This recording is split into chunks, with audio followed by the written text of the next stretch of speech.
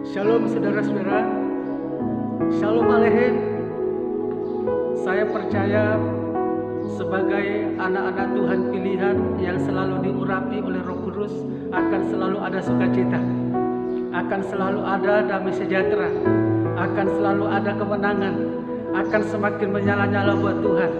Puji Tuhan, selamat bertemu. Saya hendak membagikan renungan firman Tuhan hari ini untuk menuntun kita, menguatkan kita satu dengan yang lain, untuk saling memberkati kita satu dengan yang lain.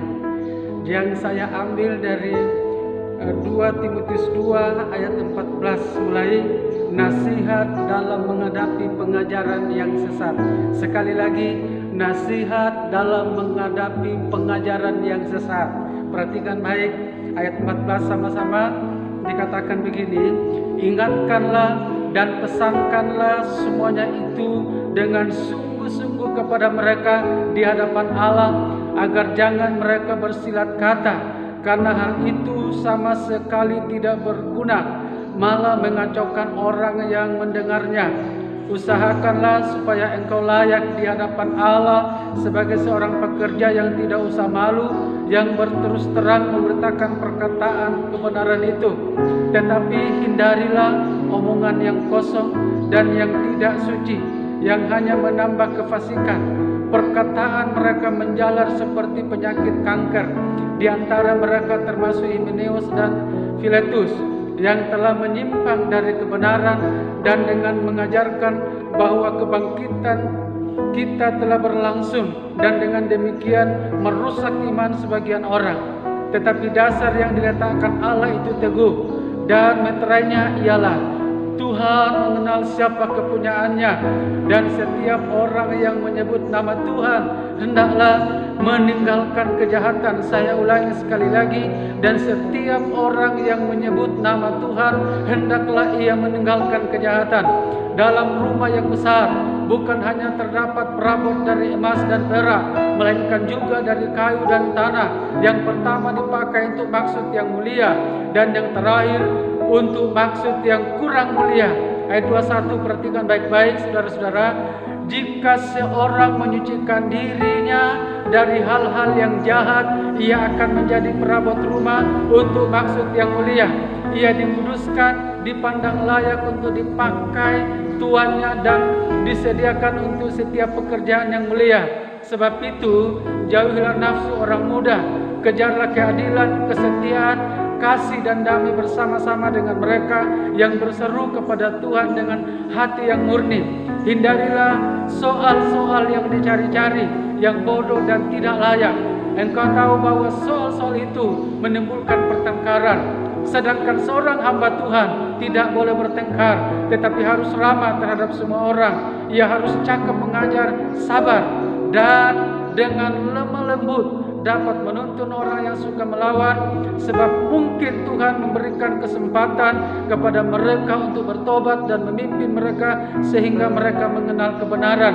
Dan dengan demikian mereka menjadi sadar kembali karena terlepas dari jerat iblis yang telah mengikat mereka pada hakikatnya. Di renungan singkat pagi hari ini, saya mau sampaikan saudara-saudara tentang bagaimana sikap seorang hamba Tuhan. Sikap seorang hamba Tuhan yang Tuhan kehendaki adalah hidup di dalam kekudusan. Saya ulangi sekali lagi, hidup di dalam kekudusan. Saudara-saudara, sebagai gembala-gembala, visi pemulihan kita semua yang ada, bahkan sebagai pelayan-pelayan, sebagai jemaat Tuhan di visi pemulihan, penekanan yang selama ini ditekankan bagi kita semua adalah bagaimana supaya kita bisa hidup kudus, bagaimana supaya kita bisa layak di hadapan Tuhan, bagaimana supaya kita bisa menjadi seorang gembala, yang bisa menjadi pelayan, bisa menjadi jemaat yang berkenan di hadapan Tuhan. Kuncinya adalah hidup di dalam kekudusan. Mengapa kita harus hidup di dalam kekudusan? Karena Tuhan mau pakai kita lebih dahsyat lagi. Sekali lagi saya katakan, mengapa kita harus hidup di dalam kekudusan adalah karena Tuhan mau pakai kita lebih dahsyat lagi.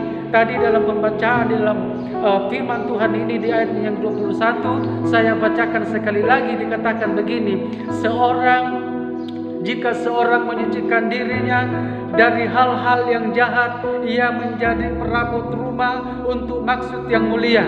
Ia dikuduskan, dipandang layak untuk dipakai tuannya, dan disediakan untuk setiap pekerjaan yang mulia. Saudara-saudara, mau alami perkara-perkara yang besar, mau lakukan perkara-perkara yang besar, mau melakukan perbuatan-perbuatan yang besar, hidup di dalam kekudusan. Kenapa? Sebagai seorang pelayan, sebagai seorang pengerja, sebagai seorang hamba-hamba Tuhan, untuk Tuhan mau pakai kita melakukan perkara-perkara yang besar ketika kita hidup di dalam kekudusan. Dan jangan takut, ketika saudara hidup di dalam kekudusan, Tuhan pasti memberkati. Alkitab berkata, jangan kejar mujizat, jangan kejar berkat, jangan kejar karunia-karunia, tetapi kejarlah kekudusan, maka berkat, mujizat, karunia-karunia pasti ikut. Shalom. Tuhan Yesus memberkati kita semuanya. Haleluya. Amin.